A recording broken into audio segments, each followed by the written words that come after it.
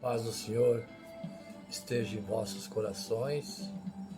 Vamos pregar hoje, dando continuidade à segunda edição da pregação que fizemos na vez passada,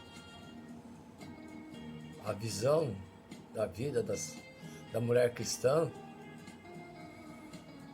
Vamos dar complemento à segunda edição. Senhor Pai, Deus onipotente e eterno, nesse momento peço a vós que o Divino Espírito Santo desça sobre nós e faça com que nós ouvimos a sua palavra, repreenda todo o mal, expulse o demônio. Nesse momento ordeno para as prisões do inferno em nome de Jesus, para que ele não faça comichão nas ideias dos fiéis à palavra, das servas do Senhor e dos filhos, que estão ouvindo a continuidade dessa pregação, para que se estenda na sua vida cotidiana e sirva de luz nas trevas onde alguém se encontra. Vamos abordar agora sobre a visão de Deus diante de um casamento infeliz. Amém? Então vamos ouvir a palavra, que são os anseios do Senhor Deus, transmitindo a vocês, servos do Senhor, da Igreja Novo Reino de Deus, a 28 mil servas, membros da Igreja Novo Reino de Deus e filhos, e os fiéis da palavra que estão nesse momento visualizando esse vídeo. O número de casamentos infelizes, fiéis, está crescendo, né? O número de divórcios reflete isso. Nos Estados Unidos, pesquisadores indicam que a porcentagem de divórcio entre os que se chamam evangélico é igual da população de uma forma geral, não tem distinção. Uma pesquisa Gallup indicou 10% dos protestantes e 10% dos católicos são divorciados, e que 26% dos protestantes e 23% dos católicos já foram divorciados em algum tempo. Mais de 1 milhão de crianças nos Estados Unidos sofrem com o divórcio de seus pais. A cada ano, mais de 50% nascerão e experimentarão o divórcio dos seus pais antes de completarem 18 anos. Então, fiéis à palavra, essa palavra que Deus dirige a vocês e servas do Senhor é muito importante. Será que o Brasil seguirá esse mesmo rumo que eu acabei de especificar acima? Será que as igrejas evangélicas andarão nesse caminho? Afirmamos categoricamente que Deus ama os divorciados, que a igreja deve ser um lugar seguro para eles, oferecer esperança e um contexto apropriado para restaurar suas vidas. Ao mesmo tempo, se a igreja reflete a sociedade de uma forma geral, quanto ao número de seus membros que procuram o divórcio, temos que admitir que o Evangelho perdeu seu poder. A igreja precisa ser um lugar seguro, não apenas para quem se divorciou, mas também para os que acreditam no casamento e estão dispostos a lutar por um casamento saudável, que só a morte pode separar. Não pode separar, não há divórcio. O divórcio teve no Antigo Testamento, quando Moisés fez a carta de euforia. Hoje, o divórcio só se dá se uma das partes provoca adultério, promiscuidade, aí perdem o direito da lei sobre eles. Por que o casamento é tão importante a Deus? Por que ele insiste que o que Deus uniu, ninguém separa? Segundo Mateus capítulo 19, verso 6.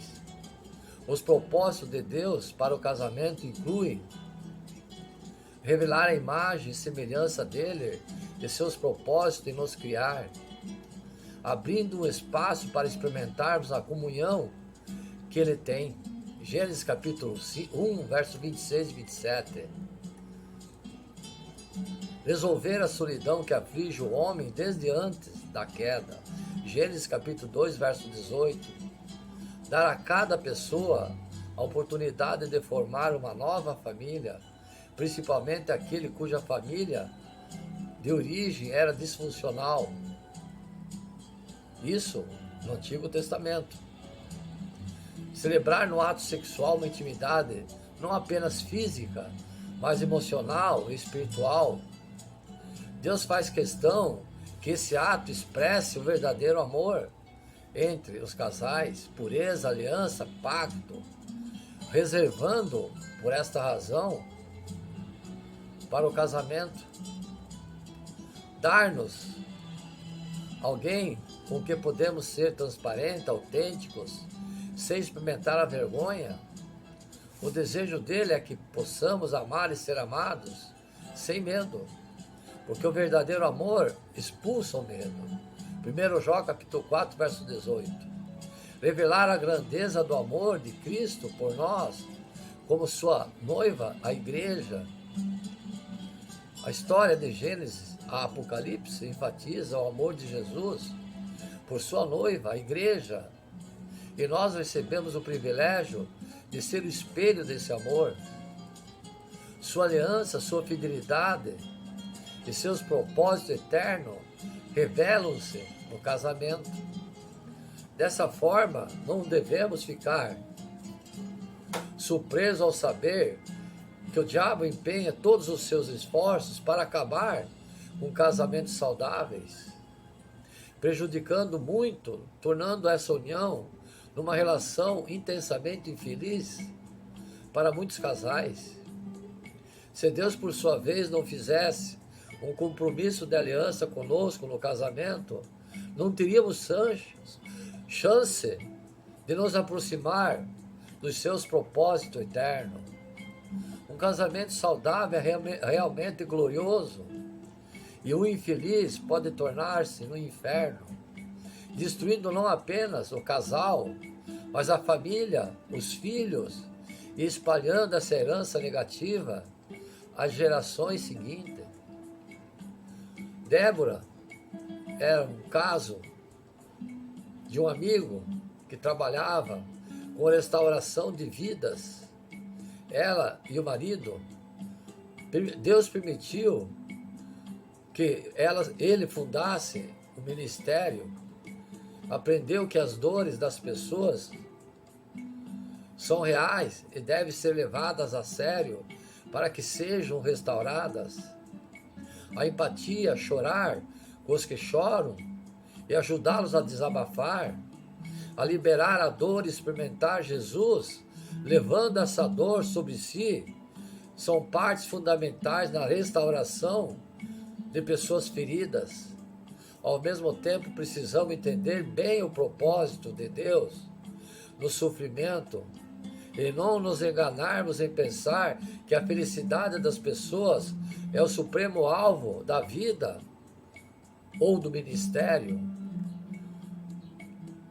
Muitas pessoas crentes que experimentam diversos graus de abuso emocional em seus casamentos dizem não aguentar mais, querem de qualquer forma algum escape, alguma saída. Isso é preocupante, fiéis à palavra, pois cada um que se divorcia acaba influenciando o outro. Se continuar assim, haverá uma epidemia de divórcio nas igrejas. Mas algo é ainda mais inquietante. Perdemos a visão de Deus para o casamento e não acreditamos às vezes quando Ele comunica claramente seu coração quanto e como agir em casamentos infelizes, que são muitos. A Bíblia traduz o coração dele nesse sentido em 4 passagens, com os seguintes temas: Deus odeia o divórcio e a violência. Mateus capítulo 19, verso 3 e 12. Não devemos nos divorciar, a não ser, como eu acabei de dizer, adultério, promiscuidade. 1 Coríntios capítulo 7, verso 1 e 17. Está aí, fiéis à palavra. Bases bíblicas para o divórcio e novo casamento da parte dos crentes. 1 Pedro capítulo 3, verso 1 e 9. Como tratar o seu cônjuge descrente. Cônjuge descrente, falei bem claro, nem deveria casar. Deveria casar crente com crente, católico com católico, umbanda com umbanda, espírita com espírita. Como que você vai misturar um crente com membro da umbanda? Quando o crente sai de Bíblia debaixo do braço, o crente de umbanda leva uma galinha preta na encruzilhada a fazer o despacho. Não bate. Por isso que Deus prega, cada um no seu lugar, no seu quadrado. Quando eu peço, às vezes, aos fiéis da palavra e servos do Senhor, aqueles que estão infelizes, leia um texto para ouvir Deus sobre a sua situação, texto bíblico. Muitos simplesmente desprezam a perspectiva bíblica e continuam focalizando a sua dor, seu sofrimento, sua infelicidade. O mundo, a carne e o diabo juntam-se para nos convencer de que a nossa felicidade é o que deve nortear nossas vidas. Essa crença e os espíritos atrás dela enganam o mundo e querem enganar todos. A teoria do humanismo exalta o ser humano como um senhor. Ele é mais importante. O espírito do individualismo exalta o indivíduo e sua realização pessoal. O hinduísmo, por exemplo, é uma religião, uma seita, exalta o prazer e o direito de orientar a vida pela busca a qualquer preço da felicidade. Não. Muitas pessoas que sofrem em seus casamentos estão desnorteadas, focalizam mais a sua dor que Cristo, preocupam-se mais com o seu sofrimento do que serem fiéis a Jesus. Em parte é compreensível, porque quem sofre muito tende a perder a perspectiva sã da fé e equilibrada. O problema aprofunda-se quando os pastores dessas pessoas que têm que orientar espiritualmente, se perdem na dor delas. Também, apoiando-as na procura da sua felicidade através do divórcio. Aquele que se divorciar, peca. Se não houver motivos, como acabei de frisar aí em cima. Adultério. Essa procura da felicidade perde totalmente a vista da palavra de Jesus quando disse: quem não toma sua cruz e não me segue, não é digno de mim. Quem acha a sua vida, a perderá. E quem perde sua vida aqui, por minha causa, encontrará lá no céu. Esse pregador, servas do Senhor, sempre aborda essa frase. Mateus capítulo 10, versos 38 e 39. Precisamos lembrar que o sofrimento é parte natural do chamado do cristão. Somos bem-aventurados quando insultados, perseguidos e caluniados por causa de Jesus. Mateus capítulo 5, verso 11. Lembre-se que ele disse lá em cima: quem não toma sua cruz e não me segue não é digno de mim. Paulo considerou tudo como lixo, como perda, para poder realmente conhecer a Cristo. Ele resume sua visão dizendo fiéis à palavra. Quero conhecer Cristo e poder dar a ressurreição e a participação em seu sofrimento, tornando-me como ele em sua morte. Filipenses, capítulo 3, verso 10. Deus e a Bíblia lidam seriamente com o assunto do sofrimento.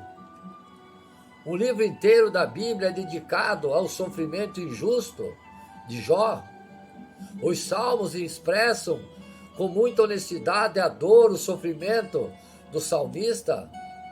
1 Pedro foi escrito especificamente para crentes que servem nas mais diversas situações na sociedade e no casamento. Pedro ressalta que Jesus é o nosso exemplo de como enfrentar o sofrimento e que devemos andar aos seus passos. 1 Pedro capítulo 2, verso 21. Todos sofremos, crentes e não crentes, doença, problemas financeiros, a morte de alguém querido, um ente querido, assalto, casamento difícil, divórcio, separação. Como o cristão responde a esse sofrimento, pode ou não refletir a glória de Deus e o exemplo do nosso Senhor, Salvador. Caráter forma-se na fornalha. Paulo considera que os nossos sofrimentos atuais não podem ser comparados com a glória em que nós será revelada. Romanos capítulo 8, verso 18. Conheço eu poucas pessoas que têm sofrido fisicamente, quanto certos amigos que eu tive, com doença crônica, que passou grande parte de suas vidas com dores, internados em hospitais e diversas vezes desenganados pelos médicos. Mas a glória de Deus que a gente vê no cristão nos emociona. Quem sofre no casamento tem um convite para esse caminho da glória. Há também a opção de fugir desse caminho estreito, trocando a glória de Deus por sua própria felicidade. Lembremos, fiéis à palavra, servas do Senhor, felicidade e alegria não são sinônimos. Felicidade é circunstancial, afetada por muitas coisas como dor, desemprego, conflito e adversidade. Alegria é um fruto contínuo do Espírito Santo. Gálatas capítulo 5, verso 22 e 23. E uma expressão fundamental do reino de Deus. Romanos capítulo 14, verso 7. Saber a diferença e viver nessa alegria não é algo automático. É um aprendizado. Paulo aprendeu que adaptar-se e contentar-se em qualquer circunstância através da graça de Deus que o fortalecia. Filipenses capítulo 4, verso 11 e 13. Deus quer que tenhamos uma alegria que não dependa do nosso relacionamento com a esposa. Este não tem o poder de dominar os nossos sentimentos, que é o cônjuge. Nós mesmos é que escolhemos e somos responsáveis por nossas escolhas. Quando deixamos o nosso cônjuge ter um poder indevido sobre nós, permitimos o tipo de idolatria em nossas vidas que gera uma série de sequelas, não só para nós, mas também para nossos filhos, pois a salvação é individual, não é conjunta.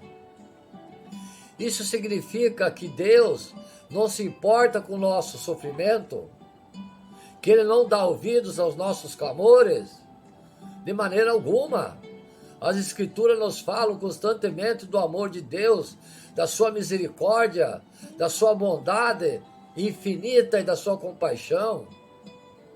É exatamente por causa de seu imenso amor que Ele nos permite que adotemos práticas que vão nos prejudicar ainda mais. A pergunta mais pertinente é se nós confiamos o suficiente nele para acreditar que os seus mandamentos existem para o nosso bem, para o nosso maior bem-estar. e que o caminho da obediência é o caminho da bênção para nós e para os nossos filhos.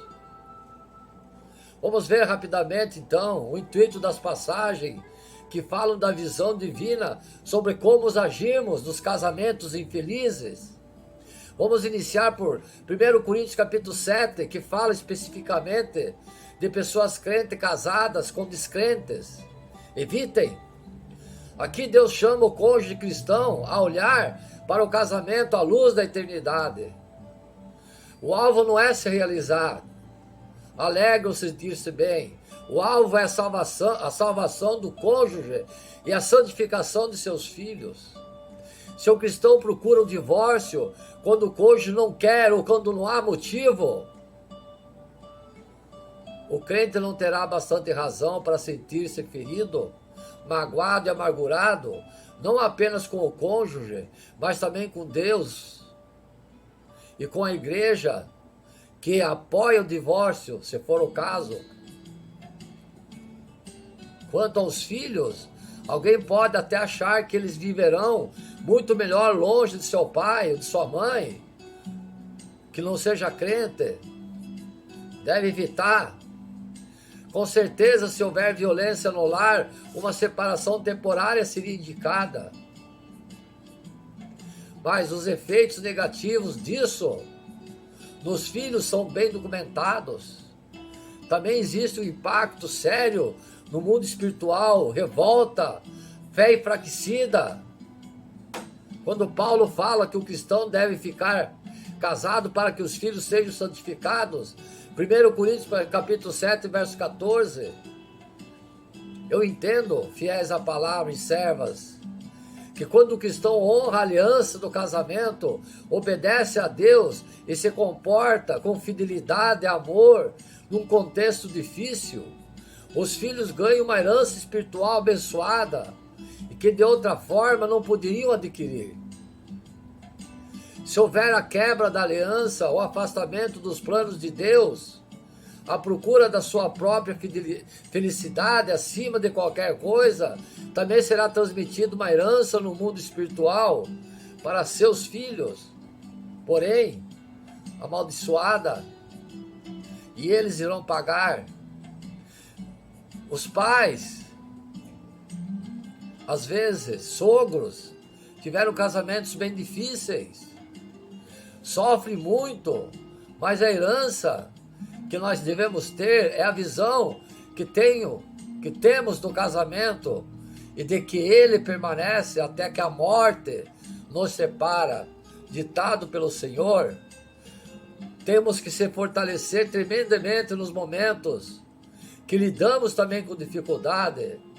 A dificuldade, seu pai, poderá ser a sua. Passar esse legado para seus filhos é muito maior do que qualquer dinheiro ou posse que poderia deixar a eles. Não apenas filhos, mas a igreja inteira e o mundo, com todo o desespero, ganha confiança e esperança de que um casamento saudável é possível, abençoado por Deus. Essa herança alcançará pessoas e gerações muito além da sua família. 1 Coríntios capítulo 7 mostra-nos que existe um padrão de comportamento mais elevado para o crente do que para o não crente. O não crente não conhece Jesus. Como é que pode misturar vinho com leite? Não tem o poder do Espírito Santo de Deus. Não sente a obrigação alguma de evitar o que Deus odeia e não sente nenhuma necessidade de obedecer à palavra de Deus. Não a conhece. Ele pode divorciar-se. Paulo diz, porém, que o crente não pode. O crente não pensa primeiro em si mesmo. O propósito de Deus ao criar o homem não é a sua autorrealização, e sim o que ele o glorifique e desfrute do Pai pela eternidade. O cristão pensa primeiro na glória de Deus, em glorificar e desfrutar do Pai pela eternidade. O cristão Pensa primeiro nele, em Deus, e em segundo lugar, ele, conforme essa passagem, nas consequências eternas para os seus filhos, marido e mulher.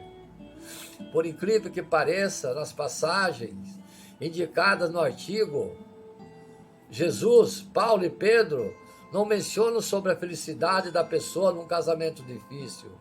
Também não mencionam amar ou a falta do mesmo. Ao falar de razões justificáveis para o divórcio, esses textos e pregações tratam de comportamentos objetivos e visíveis. O adultério, Mateus capítulo 19, e o abandono, 1 Coríntios capítulo 7, ainda que em outro contexto Jesus fale do adultério que acontece no coração, Mateus capítulo 5, versos 27 e 30, em Mateus 19 e 1 Coríntios capítulo 7, Jesus e Paulo não estão falando de adultério ou de abandono emocional, falam de comportamento objetivo e visíveis, que um tribunal de justiça reconheceria.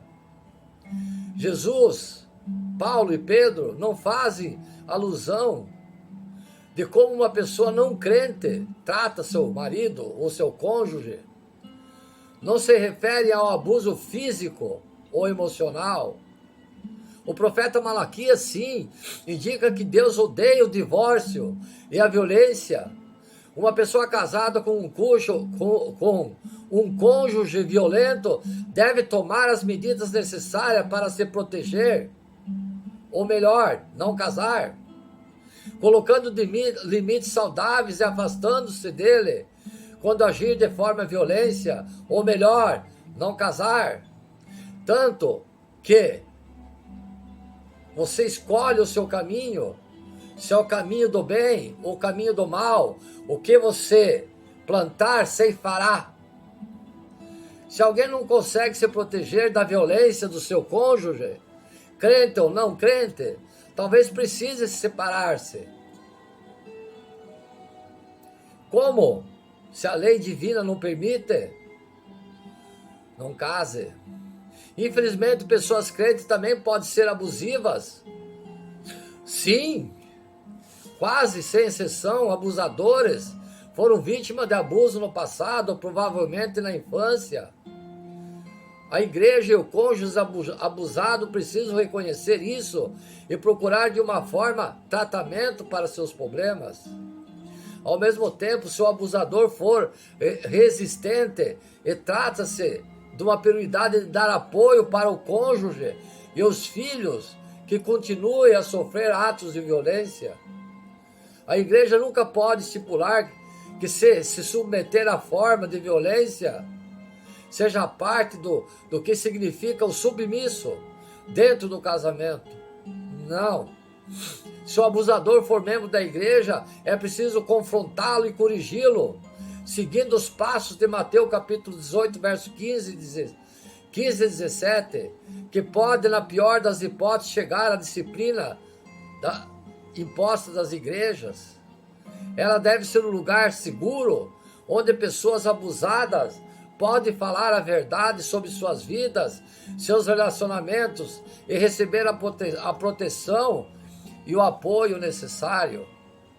Existem casos onde uma separação temporária ou até prolongada seria indicado, mas quando você começa errado, vai pagar um alto preço. Mas já que Paulo deixa claro que não deve haver separação, eu entendo da mesma forma, que precisa ser feita sobre a perspectiva de reconciliar-se, nunca separar-se. O alvo da separação não pode existir entre os cristãos. Nunca case com um não cristão.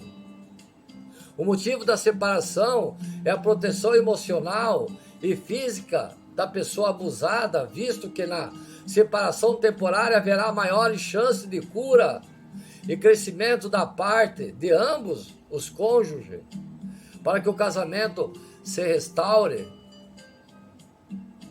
O bom cristão não deve nem incorrer nesse erro.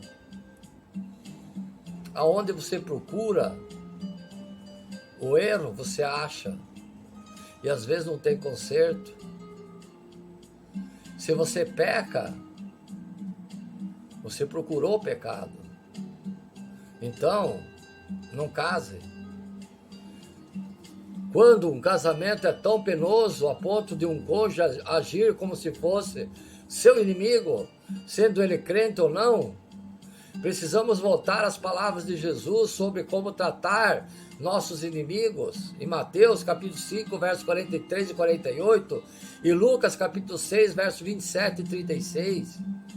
Seja debaixo do mesmo teto ou separado. Ele nos ensina pelo menos 4 atitudes em relação ao cônjuge, aqui denominado inimigo. Primeiro, amá-lo. Esse amor não é um sentimento romântico, mas uma atitude de desejar o melhor para o outro, agindo segundo esse desejo. Muitas pessoas em casamentos delicados queixam-se de que perderam o seu amor pelo cônjuge. O amor indicado aqui vem de Deus, não é natural a nós. Esse amor se perde apenas se perdemos um vínculo com Deus. Se perdemos esse amor, nosso problema é maior e diferente do que falta de um sentimento especial para o nosso cônjuge. Segundo, orar pela pessoa que nos maltrata, intercedendo por seu arrependimento e para que ela caia em si, encontre a Jesus e o veja em nós. Terceiro, fazer o bem para quem nos odeia. Uma expressão desse bem pode-se insistir para que o cônjuge procure aconselhamento ou passe por algum tratamento, se restaurando como uma condição de continuar junto e de voltar a morar junto. E se já estiverem separados, se não querem que aconteça esse ato, não se case com não crente. Não misture leite com vinho, que não dá certo. Abençoar quem nos amaldiçoa. Quarto, precisamos lembrar de pessoas abusadas naturalmente, também abusam. Quem tem o pai abusador, o filho, às vezes herda os genes do pai. Pessoas feridas naturalmente machucam as outras. José do Egito, por exemplo, abusado por seus irmãos, em sua dor não percebeu que ele também os machucou profundamente. Precisamos abençoar nossa esposa, nosso cônjuge, pois do contrário, faremos mal para ele. 1 Pedro capítulo 3, verso 9. Não tenho dúvida que essas atitudes são impossíveis para qualquer ser humano que dependa apenas de si mesmo. Precisamos rogar que o Espírito Santo nos encha para amar com apenas Ele pode. Ora, se até as dicas de Paulo dá para o casamento bom e saudável, e esse servo transmite a vocês também, em Efésios capítulo 5, verso 21 e 31, são baseados na condição de sermos cheios do Espírito Santo. Efésios capítulo 5, verso 18, quando mais num casamento disfuncional ou abusador, Paulo fala da submissão da esposa ao marido. Efésios capítulo 5, versos 22 e 24, não é uma submissão cega, já abordei na primeira edição. Existem 2 níveis de autoridade acima da autoridade humana de nossas vidas: as Sagradas Escrituras e a nossa consciência. Se, por exemplo, o marido quer forçar sua mulher a fazer algo que ela entende ser contrário à sua fé, ao ensino bíblico ou contra a sua consciência, ela deve desobedecê-lo. Ordem mal dada não pode ser cumprida. Primeiro, Deus, ao mesmo tempo que demonstra respeito e até aceita possíveis punições do marido, Pedro e João, que respeitosamente desobedeceram os líderes religiosos Em Atos capítulo 5, verso 27 e 42, aceitando as consequências. Essa atitude se tornou famosa através da desobediência civil da parte de grandes líderes, como Gandhi, Martin Luther King. Ser maltratado, fiéis à palavra serva do Senhor, não é algo que necessariamente vai contra a nossa consciência. Pedro dá instruções claras e profundas a escravos cristãos para se submeterem não apenas aos bons e amáveis chefes, mas também aos maus. Ele elogia o suportar das aflições injustas por causa do nome de Jesus, ou por fazer o bem. Chama-os a andar nos passos de Jesus, que quando insultado não revidava, quando sofria não fazia ameaças, se calava, sofria em silêncio. 1 Pedro capítulo 2, verso 18 e 23. Após escrever todo o contexto do escravo e de como Jesus aguentou ser maltratado, Pedro inicia tanto as instruções para as esposas como para o marido, com as palavras do mesmo modo. 1 Pedro capítulo 3, verso 1 e 7. Ele orienta como agir quando somos maltratados pelo governo. 1 Pedro capítulo 2, verso 13 e 17. Ou no trabalho, 1 Pedro capítulo 2, verso 18 e 21. Essas orientações se aplicam aos maus tratos ou abuso no casamento. Ao mesmo tempo, como já mencionamos, isso tem seus limites. Se a saúde física, a vida da pessoa ou a saúde emocional estiverem ameaçadas, uma separação temporária seria indicada, mas não na lei de Deus,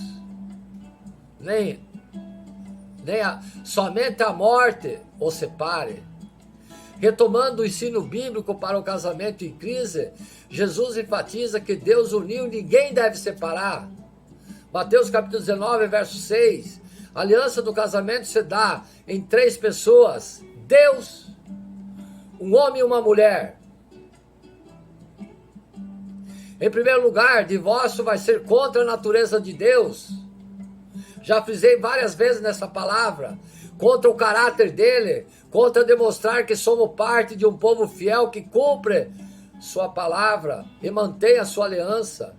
Não deve nos surpreender que Deus odeie o divórcio. Quando o crente toma a iniciativa para se divorciar, age como não crente, peca contra o Divino Espírito Santo, não aceita que Deus sabe o melhor que ele, não se submete a obedecer sua palavra por capricho próprio, por ambição humana, escolhe fazer o que Deus odeia e provavelmente afasta o seu cônjuge ainda mais da presença do Deus eterno. E quando Deus se afasta, ou você afasta, a tragédia virá. Paulo ensina que, sendo paciente, perseverando no casamento, podemos ver de 2 coisas: o cônjuge arrepender-se ou arrebentar-se. No primeiro caso, salvamos o nosso cônjuge, o casamento, e resgatamos algo imensuravelmente precioso para os nossos filhos. Filhos nenhum quer separação. No segundo caso, se o não crente optar para sair do casamento ou adulterar, ele nos libera dessa aliança, dando-nos até a opção para nos casarmos novamente. 1 Coríntios capítulo 7, Mateus capítulo 19, presta atenção, fiéis à palavra e servas do Senhor. Vou repetir. No segundo caso, o não crente optar por sair do casamento ou adulterar, ele nos libera dessa aliança, dando-nos até a opção de casar novamente. Então, se resume, se você está num casamento e é traído, adulterado, você, que é a parte sofrida, a vítima, está liberto da lei. Ele não. E quem casar com ele também adulterará, irá prestar conta no juízo final. O que fazer se o cônjuge não crente ou abusador nunca se arrependa e muda, mas permanece dentro do casamento, não case. Já falei 3 ou 4 vezes essa palavra. Não misture vinho com leite. Não dá certo. Não procure tragédia onde não tem. Respeite seus filhos que virão. Não case. Evite o mal maior. Isso talvez seja o maior medo dos cristãos que sofrem em casamentos infelizes. Vou continuar no segundo vídeo. Esse já carregou. Amém?